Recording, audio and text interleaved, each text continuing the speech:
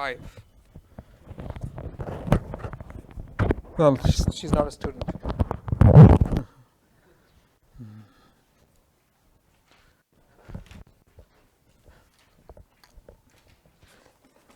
Well, I guess they're missing all the fun stuff because I'm going to be using the board a little bit. Okay, so morning, all 5 of you. Right, so I'm going to continue, begin right where I left off. Wait, this is awesome. I have a lot of stuff on these slides, and the slides are not going to go up before the quiz. Magic. Now, and maybe all 10 questions will be from this lecture. I like that. Okay. So, quick recap. We spoke of Hopfield networks, and Hopfield networks were these bidirectional loopy networks where every neuron was a perceptron with a threshold activation, which had an output which is either 1 or -1, right? And the way it worked, if you sort of thought of how the Hopfield network, this was a loopy network. So the way it would operate was that at each time, each neuron would receive a field, which is simply the weighted sum of all of the neurons plus whatever bias. And if that exceeded a threshold, it would flip, otherwise it wouldn't. But then, if the neuron flipped, then this would affect the field perceived by the other neurons, which might in turn also flip. So the system would continue to evolve, and we saw that this system would evolve until this energy term that we defined, which is simply a weighted sum of the products of pairs, every pair of neurons in the network converges to some local minimum. And so this energy term we said was this negative of the summation over all pairs of the weighted sum of this product, which can be written in matrix form like so. So if I represent do we have the second camera? Yeah. Okay, perfect. So if I represent any bit pattern, if I have say n neurons, I can write them as y1 through yn. These are all bits, right? I can represent the entire state of the network as a vector. And so if I represent the state of the network as a vector, and if I think of if I represent all the weights in the network as a matrix, then the energy is simply the minus y transpose times w times y, which is the weighted inner product between the state vectors, plus this bias term, which we're ignoring, right? That we're typically not used in Hopfield networks. So there seems to be, these may not be the latest slides. If that is the case, we'll figure this out, okay? So the way the whole thing works, the network, there's an energy contour defined for all possible states. Now this figure is kind of bogus in the sense that our states are quantized, right? And I'm representing them as a continuous value, but still, you can think of an energy contour over the states. And if the network begins at any state, it's going to kind of evolve till it hits a local minimum. So each of these minima can be thought of as a stored pattern. If the network is initialized at some position which is close to a stored pattern, it's going to sort of roll down the slope till it comes to this local minimum. So you can think this is an instance of a content-addressable memory. These are all the patterns that are remembered by the network, and you recall memory kind of content by providing it with a partial or corrupt values of whatever the network has stored, also called an associative memory, right? And the analog that we linked it to was spin glasses. Magnetic dipoles. Each dipole tries to align itself to a local field. In doing so, it may flip. If the dipole flips, then it changes the field at other dipoles, which may flip, and so on, right? And so when we thought of these magnetic materials as analogs, they have exactly the same characteristic. At each current dipole, you have a field which is a weighted combination of the contributions of every other dipole in the medium plus an external field, which is our bias, and define a total energy of the system, which we call the Hamiltonian, if you will remember, which is simply again the weighted combination of the pairs of the products of pairs of dipoles plus the contribution of the external field. And the way the whole thing evolves is that if you start off the entire system at some configuration, it's going to keep evolving till this entire energy term arrives at a local minimum, right? So the system, you can think of this as, again, a system that remembers its state. If you start off at some stable state, if you jitter it, it's going to go right back to that stable state, right? Now, when you actually implement a Hopfield network, this is the simple loop that we saw. We can write this as you initialize the network with some pattern, then you iterate until convergence, where at each neuron you just check the total field at the neuron, and you align the neuron to the sign of the field.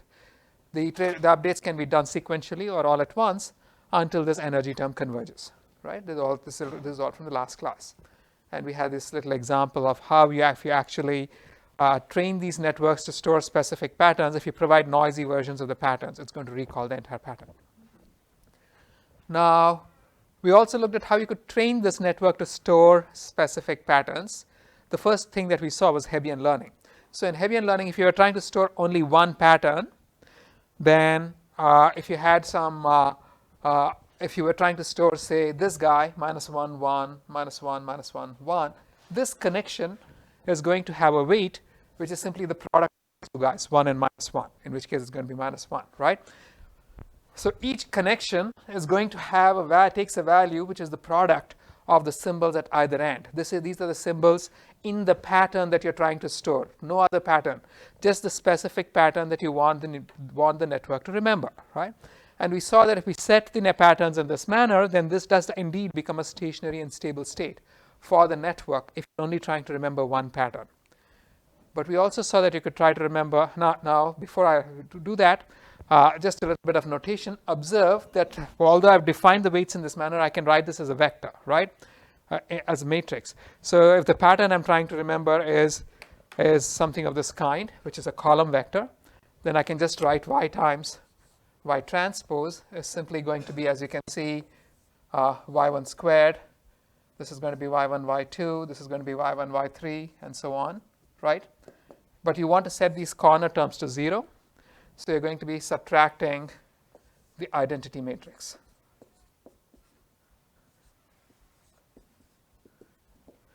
Get the weights matrix. So I've just written the exact I've written the Hebbian learning rule in matrix form. We're going to see this a few more times. Now, if I were trying to store multiple patterns, not just one pattern, then what did we do? We did exactly the same thing as before, except now we summed the contributions of each of the patterns that you're trying to store. So here, for example, if you are trying to store both these patterns, right, then, wait, here these patterns are, okay, if you're trying to store both these patterns, right, then what would this weight be? This guy says the weight must be 1 times -1. This guy says the weight must be 1 times 1. So the actual weight we'll set it to is going to be the sum of both, which in this case is going to be 0. So you're simply summing over all the patterns that you're trying to store the Hebbian contributions of the individual patterns for each weight. Now I can write this also in vector format exactly as before. So this was the contribution to the weight matrix for a single pattern that you're trying to memorize. If you summed it over all patterns, then what I can do is to arrange all of my patterns into a single matrix Y, and Y times Y transpose minus NP times I is going to give you the weight matrix. Why the NP times I? Because you have NP patterns that you're trying to store. Each of them is going to give you a minus I, so you have NP copies of I.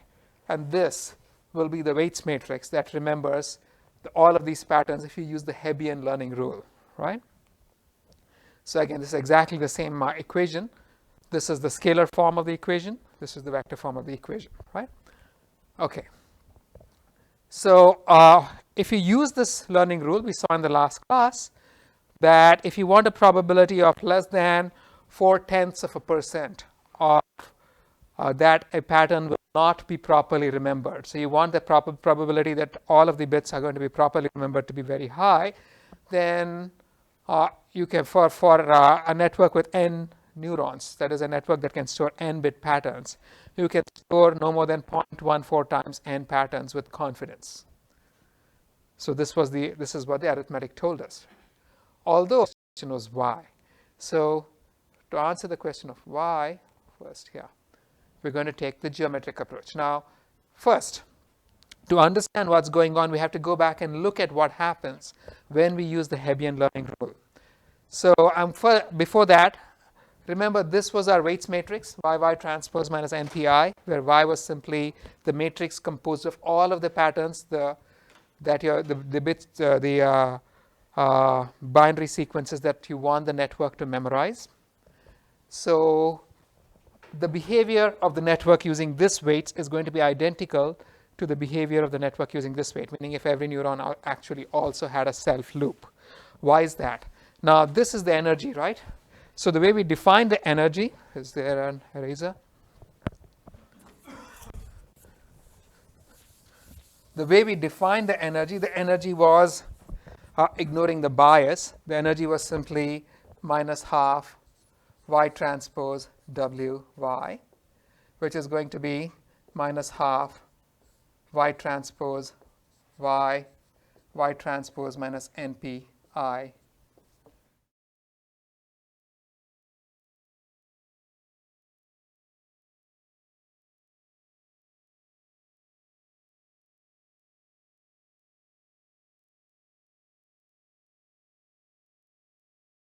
Because the term in between is just the identity matrix. And this term is simply going to be n, because Y is a binary sequence where every bit is either +1 or -1. So Y transpose Y is going to be a sum of n ones. So this whole term simply becomes this guy. So as you can see, the energy is simply what you would get if you use this as the weights matrix plus an additional constant. So the behavior using the two networks, the two weights, is going to be exactly the same. Therefore, for the analysis, I'm actually going to be using the simpler version simply because it's easier to write YY transpose rather than YY transpose minus I, right? What's the Python? Yeah. Now observe that both of these matrices have exactly the same eigenvectors, and this guy, by definition, it's Y times Y transpose. It's a positive semi-definite matrix, okay? Now, that was just an aside. Let's go back to analyzing how the network behaves. Now, we said that the network is going to evolve until this energy term hits a minimum. I've reintroduced the bias term just to be complete, okay? Now, this energy term is actually a quadratic, right? So the shape that you would expect to see, firstly, the W is positive semi-definite. This is quadratic. And because W is positive semi-definite, the whole thing is going to be convex. It's going to be a bowl going upwards. So the shape that you would see is something like this, right? If you see a shape like this, at the bottom, I've actually shown you the level set contours, the equal value contours. And this is a quadratic. So those contours are going to be elliptical, right? And they are going to have a unique minimum right here in the center.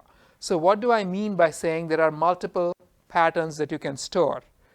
The energy is a quadratic. It's always evolving towards the lowest energy configuration. So they cannot be more than one memory that you'd store, right? Or so it would seem. The real behavior comes because you're working on lattices. You're working only with binary patterns. This is the difference between linear programming and integer linear programming. One of them is polynomial time, the other is NP, right? So same thing over here. So here are the level sets, the equal value contours for the energy. They're going to be ellipses. But then think of the patterns that you can actually store. So if I'm trying to, my values, my y, each of the values in my sequences here can only take a value, can either be +1 or -1, right? So this +1 or -1. So what are if my bit sequences had only 2 bits, what are the values they could take? They could take -1, -1, right? Or they could take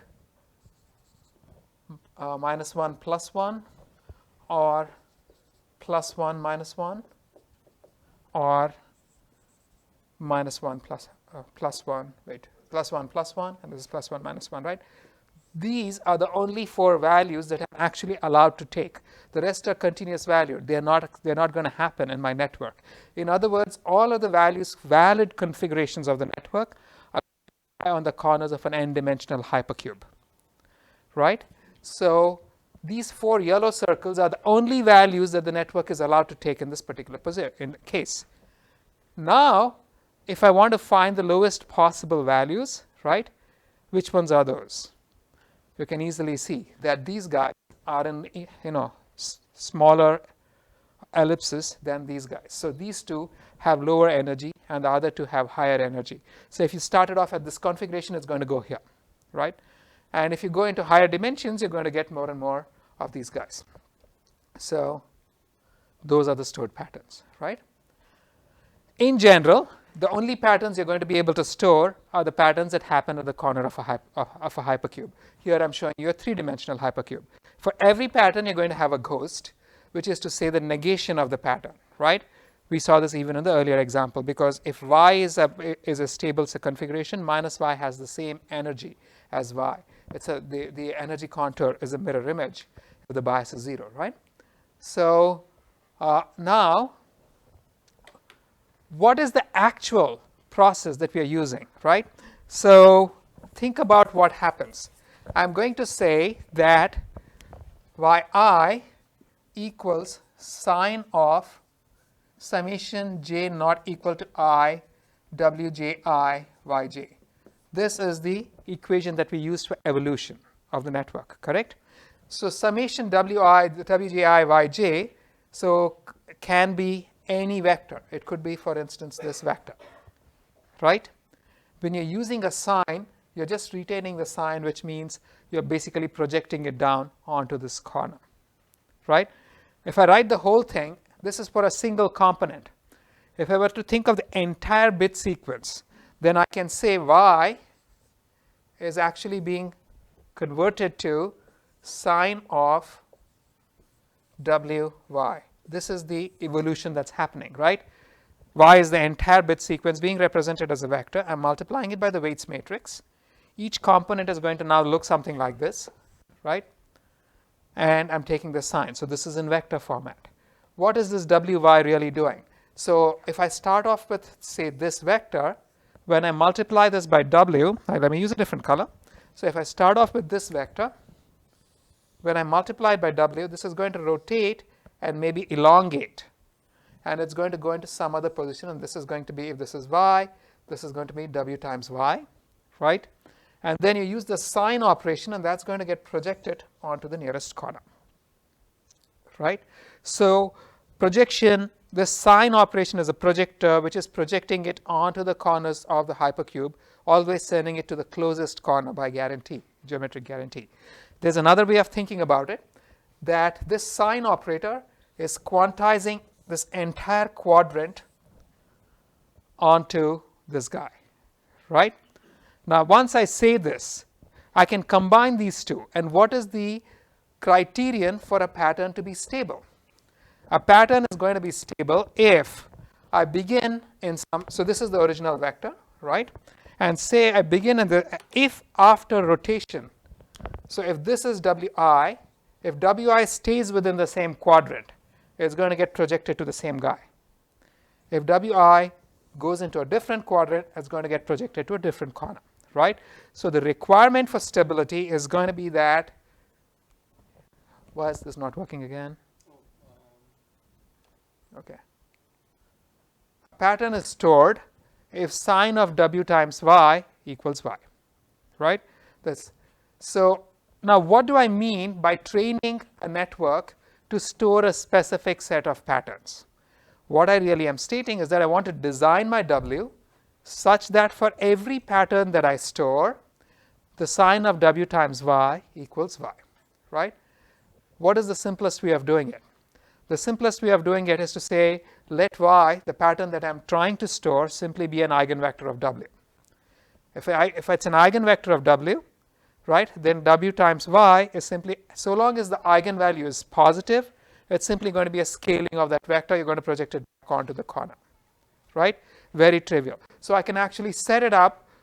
I don't even need it to be an eigenvector. All I need to guarantee is that after translation, it stays within the same orthent. If it stays within the same orthent, it's going to go back to the same corner, right? How many such y's can we have? How many patterns can we store? So first, you can only store n patterns. Why? Remember that for what do we mean by ortho? Let me go back to orthogonal patterns. What do we mean by orthogonal patterns?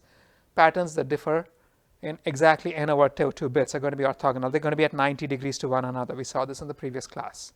In an n-dimensional space, how many orthogonal vectors can you have? Maximum of n, that is the set of bases, correct? So here's the fact that we all know if you've done the basics of linear algebra. If your matrix W is symmetric, the eigenvectors are going to be orthogonal to one another. If it's positive definite or positive semi-definite, the eigenvalues are going to be positive, but otherwise there's no necessity that the eigenvalues be positive, but the eigenvectors are definitely going to be orthogonal to one another if the matrix is symmetric, right? So if I'm trying to store patterns y1 through yp, I just want to design W such that sine of W times yp equals yp for every one of the patterns that I'm trying to store. And there are no other binary patterns for which this holds. That's the only way of guaranteeing that these are the only memories that I have, right? The rest of them are not going to be memories. If I can guarantee this, then my network is fine. It's actually remembering those yp patterns, correct? So what is the largest number of such patterns that we can store? N. But let's look at this, okay? Let's say I'm trying to store k patterns, right? Now remember the Hebbian rule. The Hebbian rule basically said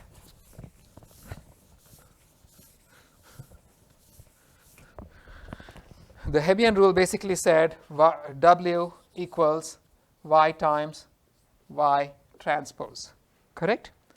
I can also write this as y times lambda times y transpose, where lambda is a diagonal matrix which with ones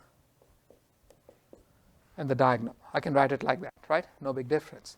But now consider the general case. W equals y times lambda times y transpose, where all the y's are orthogonal to one another, right? So here I'm going to have something like this. I have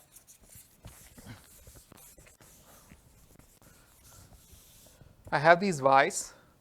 These are the patterns I'm trying to store, right? How many ever of them there are. Then I have a diagonal matrix, lambda 1, lambda 2, lambda k.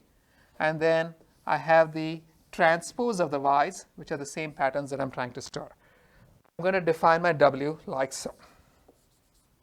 Okay? So what happens when I have W times yi, where yi is one of the patterns that I'm trying to store. So if I multiply this, this is going to be, yi, right? If I multiply these two guys, this term, because all of the vectors are orthogonal, this is simply going to become zeros everywhere and a 1 in the ith position, right? And then you have the lambdas, lambda k, and then you have the y's. But this term over here is simply going to become zeros everywhere, lambda I, zeros everywhere, times the y's, right?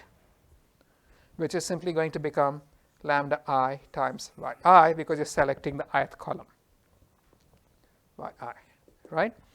So if I design my W like so, y times lambda times y transpose, and my patterns are orthogonal to one another, then I'm guaranteed that all of my y patterns are stable. And then if you compare this equation to what we actually do for Hebbian learning, which is this guy, you realize that Hebbian learning is using exactly this behavior, except that the lambdas are 1. Okay? But then if k is less than n, what is really happening? It is the equivalent of saying that I have an additional n minus k bases that I'm appending to y. I'm constructing the W in exactly the same manner, except that the eigenvalues for the remaining n minus k guys is 0. This is exactly the same thing, right? I could set them in any which way. I can actually make those eigenvalues negative when I design my y. But Hebbian learning is not doing that, right? And this is a problem. What would happen if I set those eigenvalues to be negative? Those guys are going to keep flipping sign, right? But in any case, all the patterns are orthogonal over here and stationary, not necessarily stable. Now let's take the extreme case to understand this behavior. What happens when I'm trying to store n values? So I have n bit patterns, I'm trying to store n values. So this is going to be my weights matrix, and using the Hebbian learning rule, all the lambdas are 1, right? We know now that every one of those patterns is going to be stable. We just showed it by definition, right? But then something strange happens. Because these n patterns that I'm trying to store form a basis, I can literally take any vector y, it doesn't matter which, and I can represent any vector y as a linear combination of these n bases, right? So when I say w times y, w just moves in, a1 times w times y1 plus a2 times w times y2 and so on, but we know that wy is equal to, y1 is simply y1, right? wy2 is simply y2. In general, w times yi is simply yi. So this is simply going to return the vector itself, right? In other words, I took n orthogonal bases and made them patterns that it would remember, but as a consequence, the network remembers every pattern, because every pattern can be expressed as a linear combination of these guys. This remembers everything. It remembers everything that you don't want. It remembers all exponential combinations of bit strings in the world. This is a completely useless network as a memory. It's mostly fake memories, right? So this is not behavior that you want. Now, if you're only trying to store k patterns where k is less than n, and your k patterns are orthogonal to one another, right? This is the equivalent of stuffing an additional bunch of bases to fill the rest of the space. But once you do that, so long as you keep this criterion that your eigenvalues are all 1, nothing changed. What do I mean by this? Not only are those k patterns going to be remembered, any linear combination of those k patterns is going to be remembered, right? Simply because of the same characteristic that we just saw.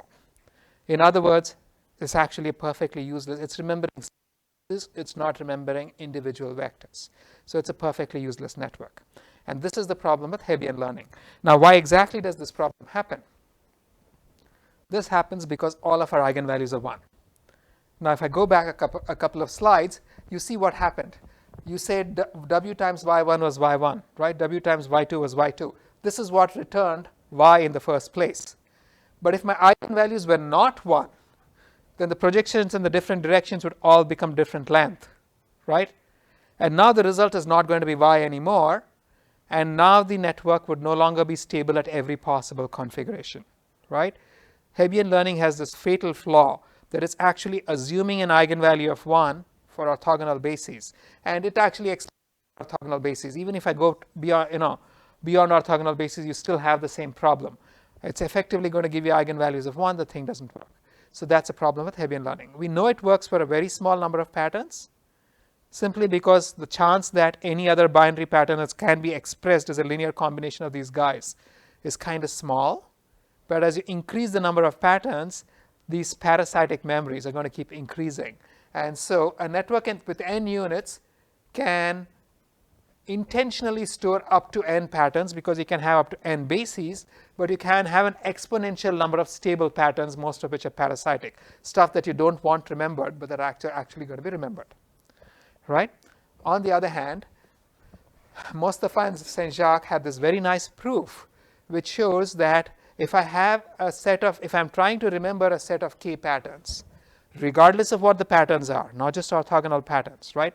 So long as they are linearly independent, and if k is less than or equal to n, I can always build a network that remembers this k is less than or equal to n.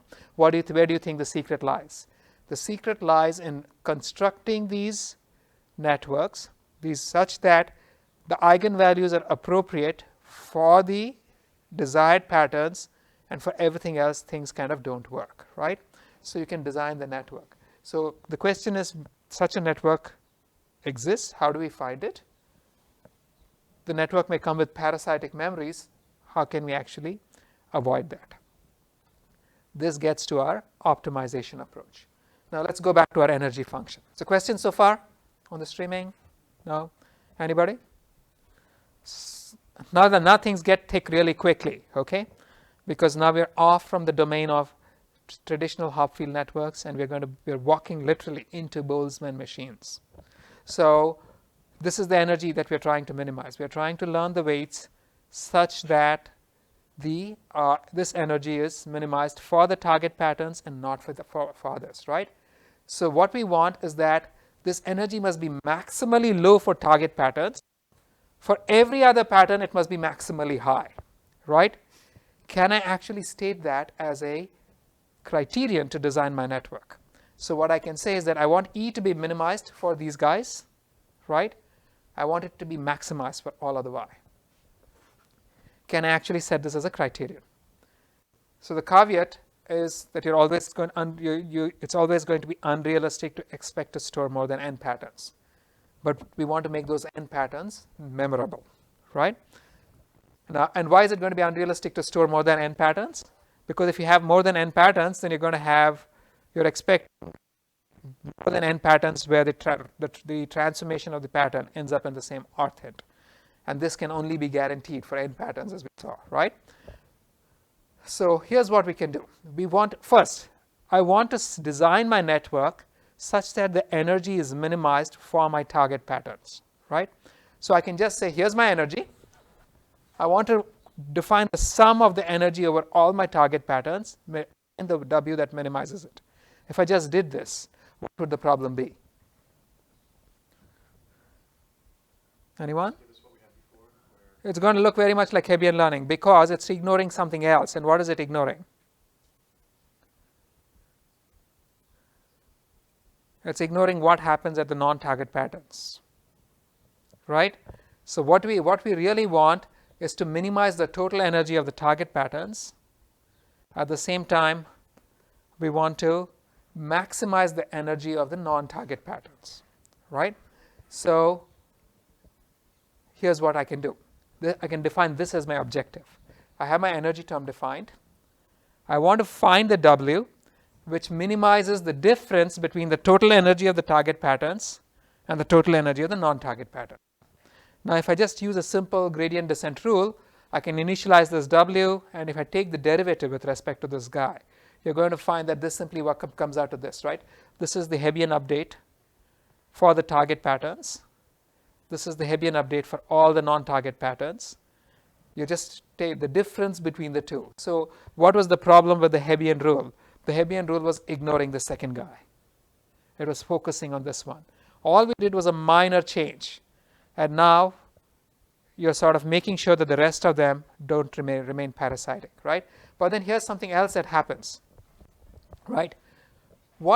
Here you're assuming that each pattern is being presented only once. Each target pattern is only being presented once. How can I say that some patterns are more important to remember than other patterns?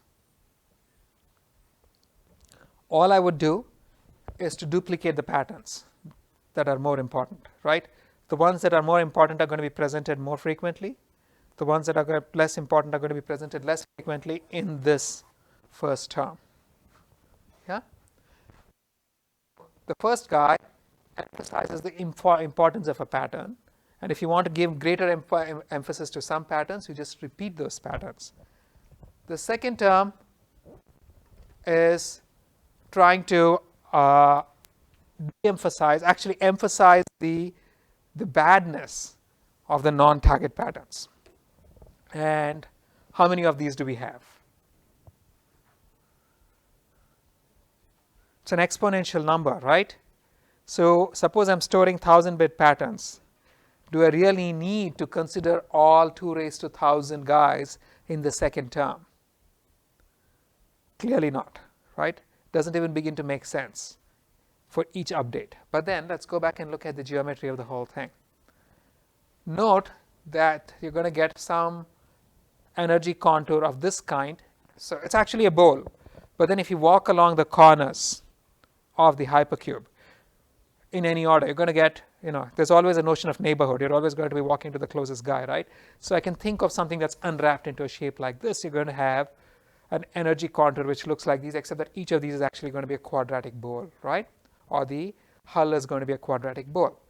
Now, these are the target patterns. So what is the first term doing? The first term is trying to drag all of these target patterns down. What is the second term doing? These are all the non-target patterns. The second term is trying to push all of these non-target patterns up. Do we need to push every one of these guys up? We just need to push these guys up, right? So all you need to do is to push the values up, and the number of values you expect to see is not going to be exponential in number, right? So if you simply focus on raising the values, if you raise every value, eventually all of the values will move up above the target patterns. The target patterns will become the values. You're also pulling those guys down, right? And then you expect to get the kind of behavior that you want to see. Yeah? So how do you identify these values? Remember that it's a complex network. It's going to be impossible to say that this pattern is a value for the current guy. So how would you identify the value? Anybody?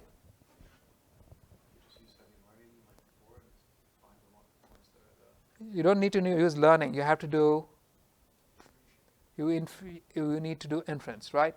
Literally what you have to do is you can just initialize the network at any point and let it converge. It's going to fall into a value, right?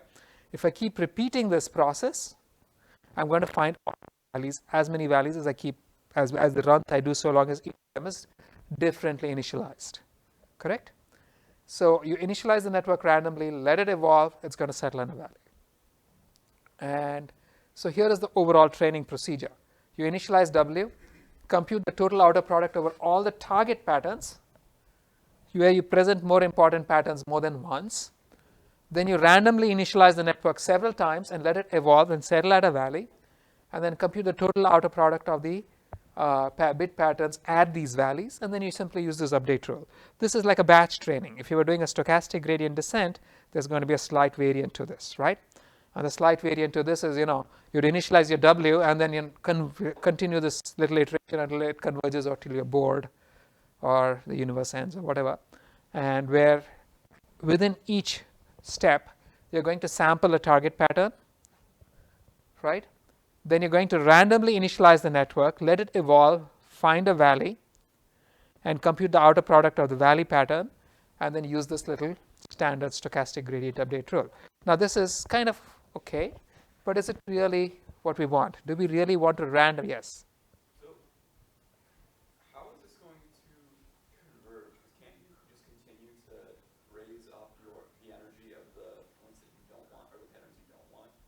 So you can continue to make that second term bring you more and more negative, right? You can definitely do that, and so you need bounds on the W, right? Because if you keep scaling W, you're right.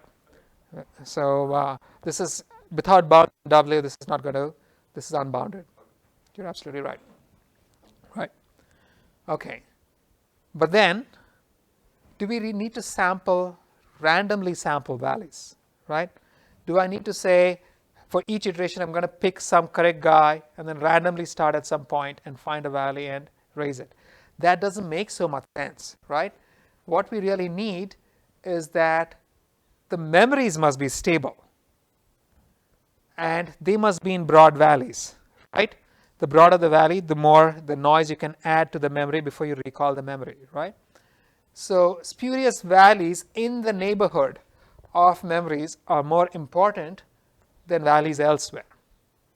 Who knows what you really want if you initialize the network at this point, right? So in that sense, this more logical thing to do is to network at some valid memory and let it evolve till it hits a valley, right? And so the update rule is you're going to say, compute the total outer product of all the target patterns. More important patterns are presented more frequently. Then you initialize the network with each target pattern and let it evolve and let it settle in a valley. Compute the total outer product of all of the valley patterns and update the weights, or the stochastic gradient descent version of it, which is to say within each step you're going to sample a target pattern, compute the outer product, start at that pattern, let it evolve till it hits a valley, right? And then pick up the valley pattern, and this is a little stochastic gradient update, right? And here now you'll naturally see that it naturally doesn't have this tendency to blow up the W, because you're guaranteed for any given value, fixed W, you're going to come to a bottom for W, right?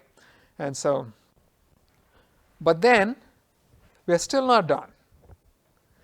What in my initialization, what happens if I have a situation like this, where for this guy, I have another pattern downstream in the same valley. If I pull this up, I'm screwing this guy up, right? So if you just look at this logically, one step at a time, we're fixing a problem, but we still end up, creating more problems. So, and in fact, here's the horrible thing. In the process of updating this guy, I destroyed this fellow, whereas this guy was actually more stable than this one, right? It's a bad thing. So how can I fix that? And the solution for that is going to be, I'm not actually going to raise the valley below this guy. I'm just going to try to raise the guys immediately below it, right? And how would I raise the guys immediately below it? Anyone?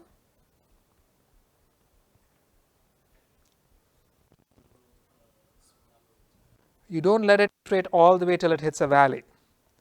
You stop it after a few iterations, right? So what will happen is there's really no need to try to raise the entire surface. Remember, all we really need to do is to raise the regions just immediately below this guy to make sure that this guy is in a valley. And the way I can do this is by start from the target pattern and let the network evolve only a few steps and then pull it up. And that's not going to kill this guy, right? Over here it will pull this fellow like this without destroying this pattern up. So it will probably give you a B, right? And so this only raises the neighborhood of targets. And so here is the, and of course, the number of steps you're going to evolve depends on the breadth of the valley that you create around the, controls the breadth of the valley that you create around the current pattern. The broader you make it, the more likely you are to destroy things that are downstream. So there's a little bit of trade-off, between what you store and yes, Vidal. What if we start at the pattern that's exactly at the minimum, and then after some iterations? Well, the point is you can't find those guys. So again, remember this is 2 raised to 1,000 possible values, right? So for every stored pattern, trying to find if there's some guy downstream is already a problem because you're wandering around. I have a nice simplified one-dimensional diagram. That's a 1,000-dimensional diagram. I could end up somewhere there, and the actual pattern is next door to it. I just didn't happen to go there, right? I pull this guy up, I'm going to pull this one up too, right? Because the surface is, the actual quadratic is continuous. It's not discrete. That's the problem. So here is the stochastic gradient version update rule of this exact same thing. You're going to continue this until convergence in the energy or till you're bored or whatever. You would sample the target pattern and then you'd iterate a few steps, 2 to 4, till you arrive at a down valley position, and then you employ this update rule. Now those of you who worked with Boltzmann machines or restricted Boltzmann machines are very familiar with this. What was this? This was the classic contrastive divergence algorithm. This is CD. This is exactly what CD is doing. We're going to revisit this in the next class, right? If you've encountered this. Very simple logic. So I'll stop here. Now I've been talking about the whole thing as a deterministic process and a deterministic model, right? So now I'm going to take a step back and say that, in fact, it's a stochastic model. I'm going to look at this from the perspective of a stochastic process, and the only distinction is that this does not change the training behavior at all. The only thing it changes is the inference, amazingly enough, right? And we will see how. So everybody clear with everything we have done so far? How we can actually build these networks to store specific patterns? You had the basic Hebbian learning rule. The Hebbian learning rule could store a small number of patterns, but it had this behavior. It memorized the entire subspaces, which was not a good thing, right? You actually wanted to make sure that you actually learn these weights such that parasitic memories, the energy of parasitic memories was raised. That gave you this little update rule that we saw, hill climbing rule. And then if you try to make sure that you only sort of created bowls around the memory patterns that you're actually trying to store, then you gave us you had this algorithm where you'd initialize the weights. Then for each target pattern, you'd let the system evolve a bit and then try to push that position alone up. And the whole thing is can be expected to give you the kind of energy contour that you really want, right? Make sense? So, but then I have probabilistic interpretation, right? Anytime you're trying to minimize an energy term, there's a strictly equivalent probabilistic interpretation, which is to say that you have a probability distribution where the probability is the negative of the, right? So there should have been a minus over there. I'm kind of missing that. But if you had something like a continuous valued variable, right? That looks like a Gaussian, does it not? I'm missing a minus. So when you have y squared, maximizing y squared is the same as, minimizing y squared is the same as maximizing e raised to minus y squared. So you get something like a Gaussian distribution. But when you're looking at discrete values, which is what we are really looking at, the corresponding equivalent is going to be, minimizing this guy is the same as maximizing this term, which is the exponent of some constant times the exponent of y times y, right? Negative n. And this is the Boltzmann distribution. Okay, we'll get to the Boltzmann distribution shortly, but just wanted to point out that it's a Boltzmann distribution. Where does that come from? If you go back to spin glasses, now there's the original inspiration for Boltzmann distributions, as I understand it, was by Hinton when he was at Carnegie Mellon, and Terry Sejnowski was at Johns Hopkins, so next door, and they were working together. So the actual Sejnowski, I think, is a physicist. I may be wrong, or has some background in physics, so he may have driven this. But the actual inspiration comes from thermodynamics, right? Or in this case, even if I think of spin glasses, I can think of that is the energy for any particular configuration of the spin glass. The system is at some temperature. The system doesn't actually evolve continuously from one state to the other, and when it comes to a stable state, it doesn't just stop. A system stops changing only if the temperature is absolute 0 Kelvin, minus 273 point whatever degrees, right? No system is going to be at that temperature, at least outside of a lab or in deep space or whatever. So at any given temperature, we sort of picks different configurations and sort of wanders through configurations. And what you really have is the probability of a configuration which is proportional to e raised to the minus of the energy of the configuration divided by k, which is Boltzmann's constant, times the temperature T. So the derivation of this probability is real. So the system kind of probabilistically selects states according to this distribution. It selects states with lower energy. And if you cool the system infinitesimally slowly, so at t equals 0, the system is going to arrive at the guaranteed globally minimal state. And this is what we actually use. This is the property we use when you're doing Monte Carlo methods or Metropolis Hastings sampling, right? So for spin glasses too, I can use the same principle. I can draw on it. We'll see where that probability distribution came from. But selecting a next state, similar to drawing a sample from the Boltzmann distribution, but in our case, t equals 1, and with a Boltzmann constant k equals 1. Right? It's going to be exactly the same thing. We will come to this, but before that, so the reason I actually sort of pulled in the Boltzmann distribution briefly is to show that if I use this simple gradient descent rule, right, I can write the update rule that we had in this manner, where the contribution of the target patterns can be written this way, where alpha y is the relative frequency with which y has been presented, right? So I present more important patterns more frequently for training. Already saw that, right? So this is the relative importance of the patterns that are being stored. For the negative patterns that I'm trying to cancel out, instead of sampling, capturing all possible patterns, I can weight the patterns by the energy, some function of the energy of the pattern, so that some things that are lower, Parasitic memories which have lower energy have more importance. They must be pushed up more than things that already have high energy, right? Now, if these guys all sum to 1 over all possible configurations, this whole equation just looks like an expectation, right? This really indeed is an expectation. So we will get to this. And if you're taking an expectation, I can write it like so. What the update rule is really doing is using as my gradient the difference between two expectations.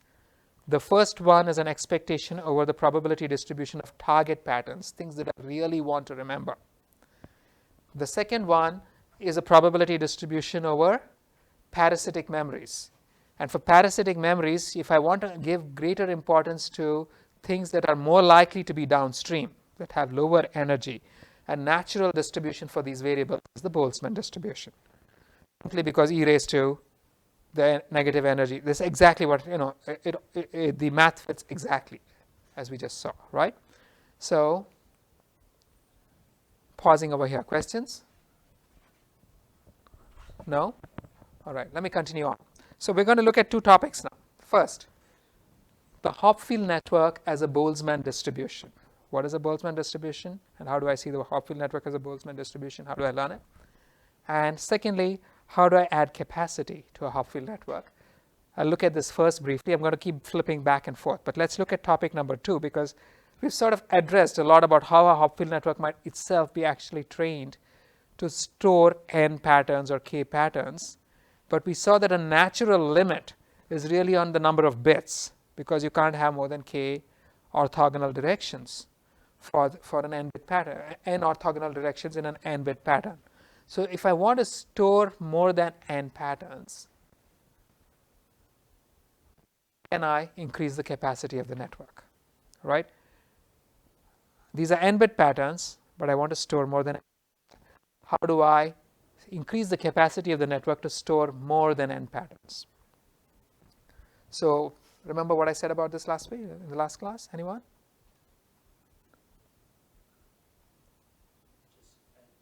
I'm just going to do this, right? What I will do is connect to my n bits a collection of some other k bits, where k can be arbitrarily large. Now the effective bit patterns are going to be n plus k bits, right? So if the effective bit patterns are n plus k bits, what I can do is, what I've done is I've started with my y1 through yn. This is my n-bit pattern, right? And then I've stuffed at the end of it b1 through bk, which are bogus bits. I don't really care what those bits are. But now the capacity of the network is going to become proportional to n plus k, right? And now I can expect to recall these guys, right? And moreover, I have some, these don't need to be random. I can actually control what these guys are to increase the memorability of this entire of the first 10 bits, right? So now we have a new capacity, n plus k bits, although we care only about the pattern of the first 10 bits. We are interested in n-bit patterns. So we're going to introduce some terminology. That the neurons that store the actual patterns that we are trying to remember, we'll call them visible neurons. The neurons whose only purpose in life is to increase the capacity of my network, I'm going to call them hidden neurons, because I don't really care. I don't need to see them. It doesn't matter to me, right? They can be set to anything in order to store a specific visible pattern. Now, for a given number of visible pattern neurons, pattern of visible neurons, there are any number of hidden patterns, right? Here I have n bits. How many different combinations can I choose this padding from? If there are k bits, there are 2 raised to k possible combinations, right? I can pick any one of those guys. So which one do I choose? Ideally, you want to choose the one that results in the lowest energy overall for all of the training patterns that you're going to store, right? Now this is a complex, it's an exponential search. It's actually a super exponential search because you're searching for multiple guys. So there's a solution. We can do some kind of combinatorial optimization like simulated annealing. What do I pad each of the patterns that I'm trying to store? Or take into account the fact that I can actually create multiple copies of the same guy with different bits, right? And that means that the more copies I make of it, the more able I am to remember this guy, because all of those are going to let me remember this one pattern, right? So how many do I use? Why not use all of them, you know? And what do I mean by this strange, bizarre statement? Why don't I use all 2 raised to k? We'll get back to that, but first, let me go back to the primary topic that first bullet that I had on the slide, the Hopfield network as a Boltzmann distribution, right? Now, let's go back and revisit thermodynamic phenomena. If you have something like a magnetic medium of this kind, or pretty much any material, right? Is the system actually in any given state at any time? I already mentioned this. It's not, right?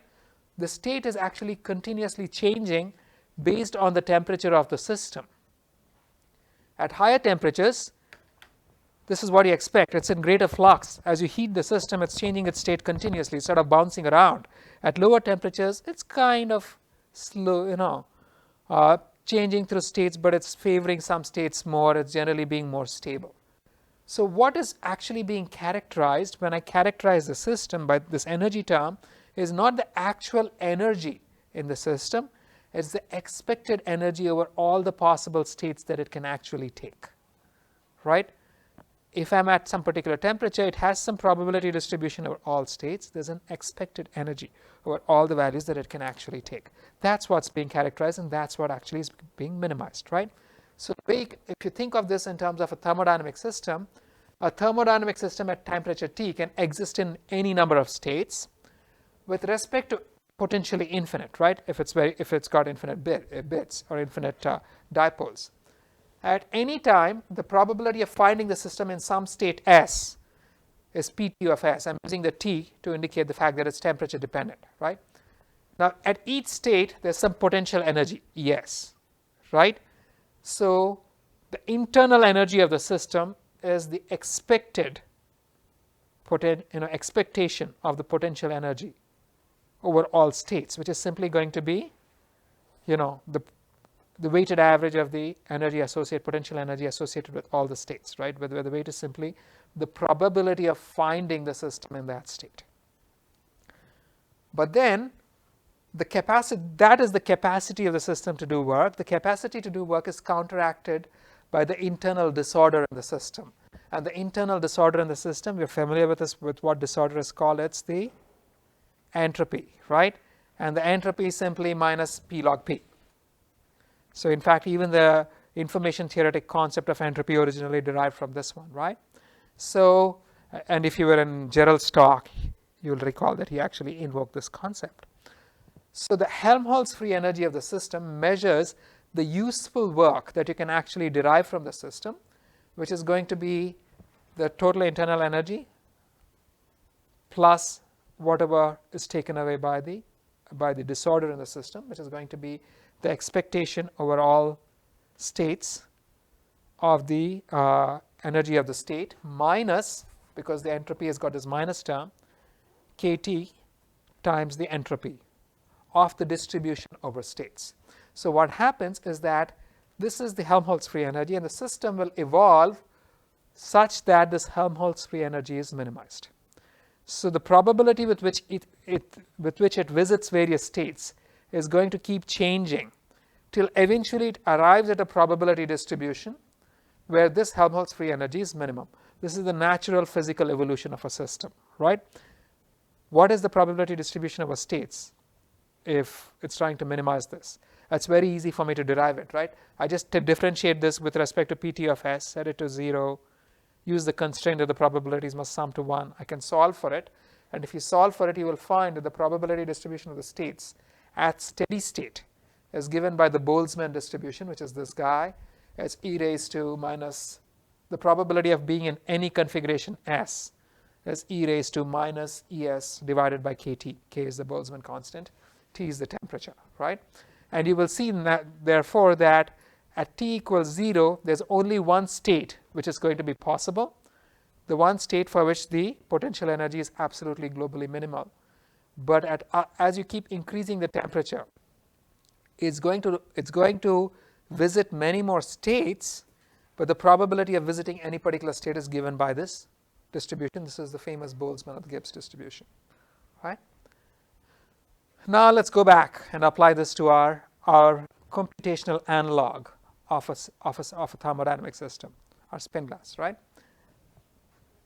We can define the energy of any configuration as we saw up there, right?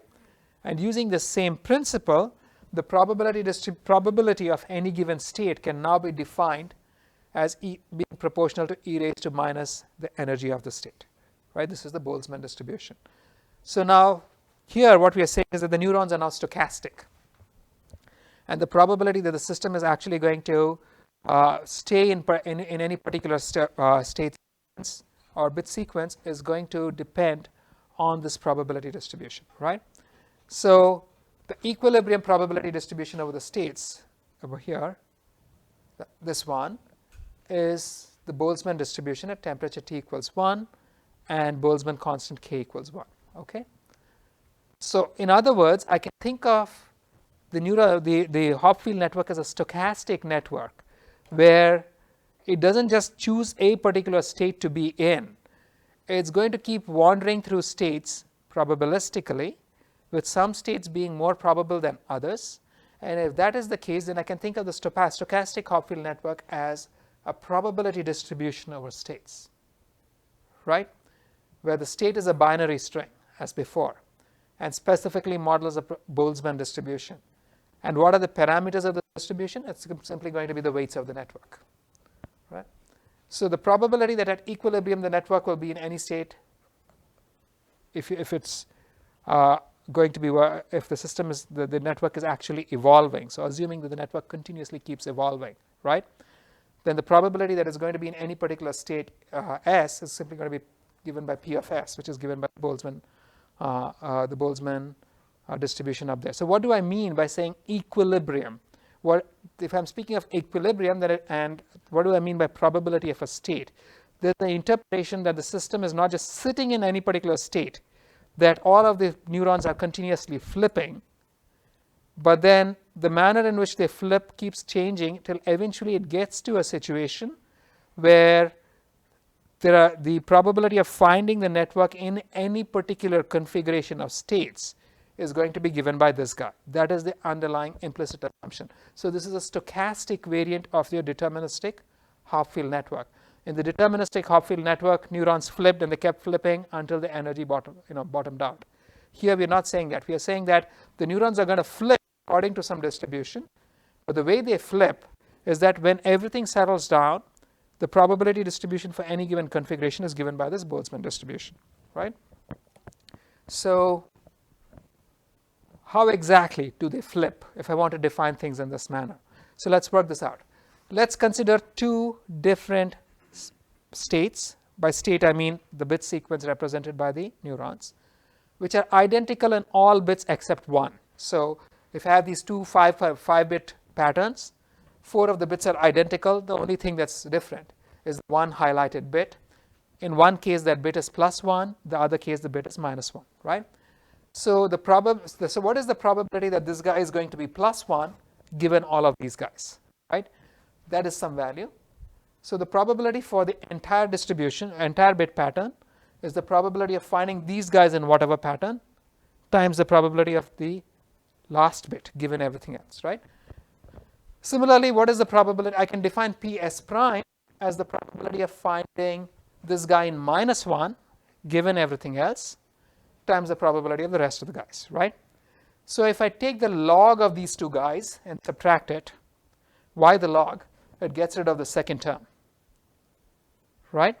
That's simply going to be the log of the probability of finding this guy in 1 given everything else minus the log of finding this guy in -1 given everything else, or alternately the log of the ratio of finding that first bit in 1 divided by 1 minus the probability of finding the first bit in -1, right? This is easy, nothing fancy, right? It's a little bit of mucking around with equations. Now, if I go back and consider the fact that the probability of being in any state is really proportional to is e raised to minus the energy of that state, right? So this is going to, so the log probability is minus E of S plus C, right? So E of S, where that bit is 1, is given by this term here, which has a bunch of terms, but this is the field at that neuron multiplied by plus 1, right? E of S prime, where that bit is minus 1, is the same thing, which is the field at that neuron multiplied by minus 1. And there's the half outside. That's how we defined it. So the log of P of S minus log of P of S prime is simply going to be the field at the neuron. That's it. If you just work through the arithmetic. And now if you solve for it, you get this very interesting solution, which is that given all the other neurons, the probability that any given neuron is going to be in 1 is simply given by the logistic function, right? So it's a very beautiful result, because we've been working with logistics all along, and it comes out that the logistic function really is the probability for the conditional probability of individual bits in a Hopfield network given all the other bits. So I can redefine this network. At each neuron, I can define the field Zi, and the probability that the neuron is going to take the value 1 is simply the logistic over Zi. Very simple, right? So each neuron is now a stochastic unit with a binary state, and instead of minus 1 and 1, now I can actually just go ahead and use 0 and 1. It doesn't really make a difference. And because we're looking at binary in this is a little change of language that happened somewhere in history, where we went from talking about Hopfield networks with minus 1, 1 to Boltzmann machines with 0, 1. But it doesn't really change the discussion, right? It's just a shift, a bias. So now each neuron is now a stochastic unit with a binary state, which can take value 0 or 1 with a probability that depends on the field and is just the logistic, right? So the Hopfield network now you can think of as a probability distribution over binary sequences with Boltzmann distributions, and the conditional distributions of the individual bits and the sequences are logistic, right? So what happened? So now how does this network actually work? In your deterministic Hopfield network, you just set the network and the bits kept flipping to decrease the energy, right? Here things are going to be slightly different. We're going to initialize all the neurons. Then we cycle through the neurons and randomly set each neuron to either plus 1 or minus 1 according to this logistic probability. And this looks like Gibbs sampling, and this is not really like energy-based updates, which we saw for the Hopfield network. That can be thought of as a mean field approximation. So anyway, so what you would do is that for each bit, you're going to test this probability distribution. You're going to draw from it, and depending on the probability, whether you get, what the draw is, you're going to either set it to plus 1 or 0, and you keep cycling through the bits. But now it's no longer deterministic; it's stochastic, right? This is the running of the network. Now, what does the stochastic running of the network actually bring you? Now, let's go back and think of the energy contours that we had, right? Our energy contours, we had the E, and we had things like this, where these were parasitic memories, right? If you are flipping, then when you're here, you may flip over here, and then stochastically you're going to end up going down. Whereas if the entire thing is deterministic, if you're here, you're going to be stuck right here. You're not leaving, right? So by adding this little bit of stochasticity to the behavior of the network, you're allowing it to escape parasitic memories. But what is the price you pay? The system is never in any single state, right? Which means if you want to remember what it is you memorized, you're going to have to keep running the state, look at a large number of values, and take the expectation over all of those runs. And that memory is going to be the expectation over many runs rather than just a single snapshot, right? So you pay a cost by making the whole thing stochastic, but the behavior remains the same with the added benefit that now we're sort of maybe able to escape local minimum. But then once you begin thinking of it this way, we have to change our perspective about training the network as well, right? If I want to train the network, I will now use a maximum likelihood criterion.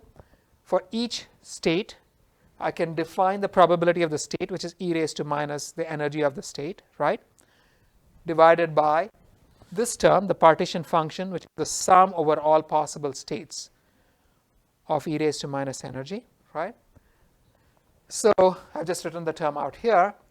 We are going to have to select these weights such that this probability is very high for the states that you want to remember. That is the maximum likelihood estimate. That's all we are really going to be doing. And this sort of aligns itself with the fact that we are viewing the Hopfield network as a probability distribution, right? So let's actually work this way out. The log of the probability of any given state is simply going to be the energy for that state. But then look at the beautiful thing that happens. Minus of the log of, what is this other term? The other term simply begins summing over all states, right? This is the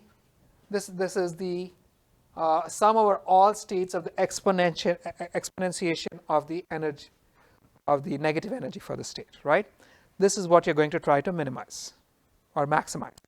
And if you maximize, if you take the expected value of the log of the probability of a state over here, right?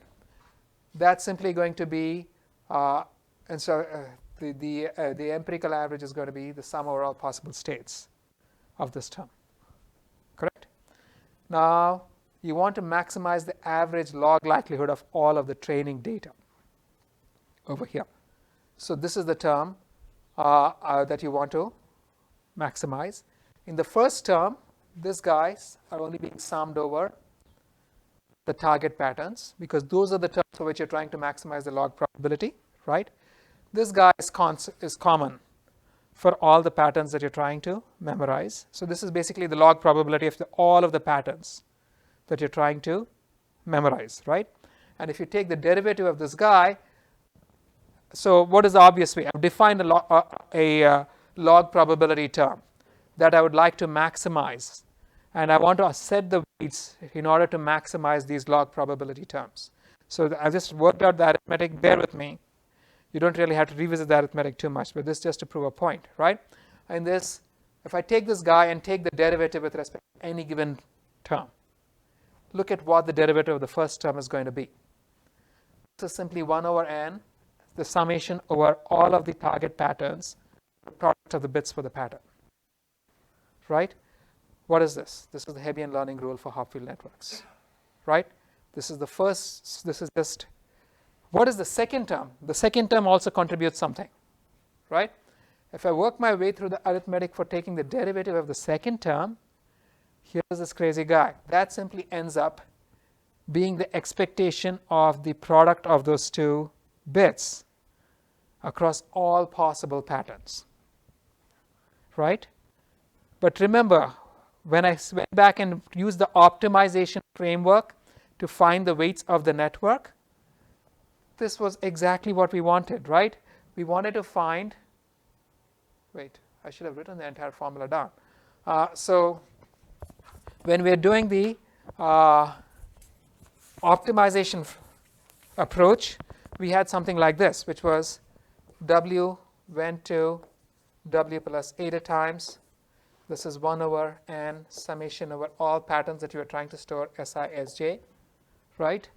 Minus the expectation of Si, Sj given all the other parasitic patterns. Now if I just get rid of this parasitic patterns because they're a very small number, this was exactly what we had earlier when we are just trying to use the optimization approach to train the Hopfield network, right?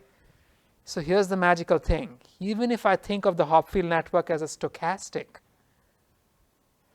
function representing a probability distribution, the eventual learning rule we ended up with ended up being the same in both cases. So what was the only thing that changed?